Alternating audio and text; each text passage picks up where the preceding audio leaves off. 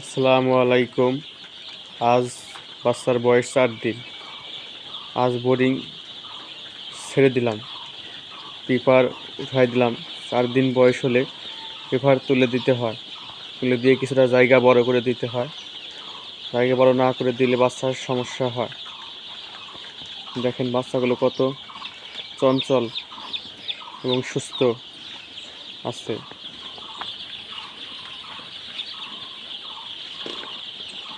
বাচ্চার বোর্ডিং সবচেয়ে গুরুত্বপূর্ণ। বোর্ডিং ভালো ম্যানেজমেন্ট হইলে বাচ্চার ভালো গ্রোথ আসবে। বোর্ডিংয়ে যদি কোনো সমস্যা হয় তাহলে সেই বাচ্চার ভালো গ্রোথ আসবে না। এটা আপনি ক্ষতির মুখে পড়তে পারেন। দেখেন আমার বাচ্চা কত চঞ্চল, কি দ্রুত, কোনো দুর্বল বাচ্চা নাই, একটাও দুর্বল বাচ্চা নাই।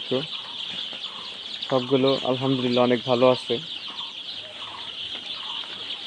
তাই আপনারা যে বাচ্চা যখনই তুলবেন তখন বোর্ডিং ম্যানেজমেন্টটা অবশ্যই ভালো করার চেষ্টা করবেন।